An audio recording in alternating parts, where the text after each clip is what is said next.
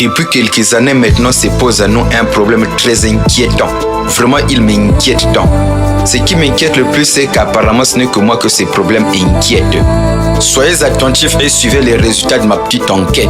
Soyez attentifs et suivez les résultats de ma petite enquête. Ce problème, c'est celui de la chute du niveau de nos élèves. Le niveau baisse, mais à l'école, il y a toujours des grèves. Après une trêve, les établissements scolaires rentrent en grève et sapent le destin des enfants et leurs rêves. Les rêves, eux, n'ont pas de trêve et ne vont jamais en grève. Au passage, c'est la nation qui crève.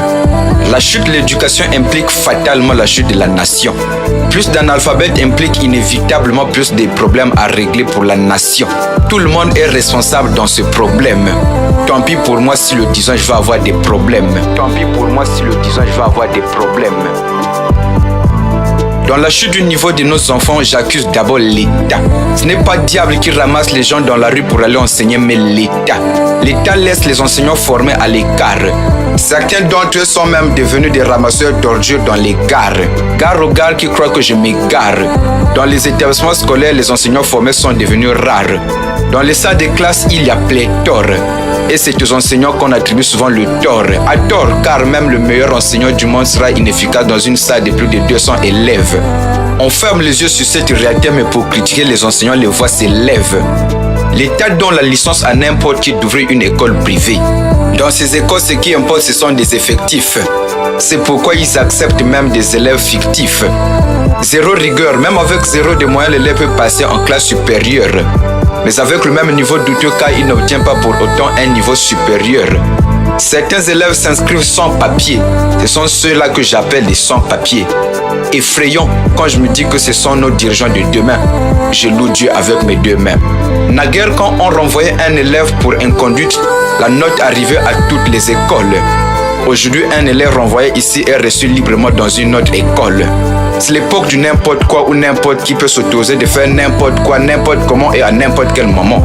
Tout ceci se passe sous le regard ébloui, voire complice de l'État. Rien de tel n'aurait eu lieu si ça ne plaisait pas à l'État.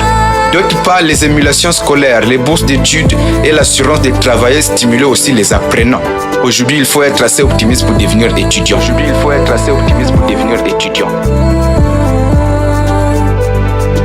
Dans la chute du niveau des élèves, j'accuse aussi les parents. Ils sont démissionnaires, ils ne contrôlent pas le travail de leurs enfants. Certains parents considèrent la rentrée scolaire comme un débarras. C'est en tout cas l'impression que m'avait donnée la mère d'une élève qu'on appelait Déborah. D'autres parents croyant aimer leurs enfants obéissent à tous leurs caprices. Le faisant, c'est de leur mauvaise éducation qu'ils se font complices. Les parents sont les premiers éducateurs des enfants. Quand ils se comportent mal dehors à l'école, les enfants ne font que trahir la mauvaise éducation qu'ils ont reçue de leurs parents. Les parents doivent avoir un œil sur leurs enfants et sur leur entourage. L'éducation des enfants dépend en grande partie des gens de leur entourage.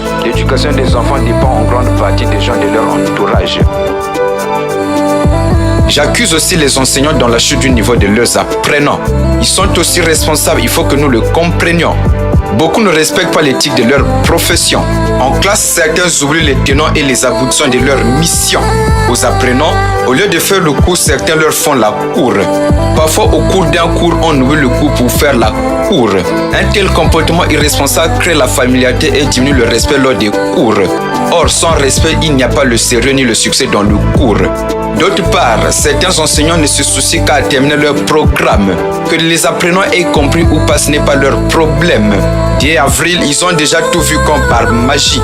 Ce n'est pas là de la pédagogie qu'ils font, mais de la démagogie. D'autres encore se complaisent dans le laisser-aller qu'ils pensent être la gentillesse.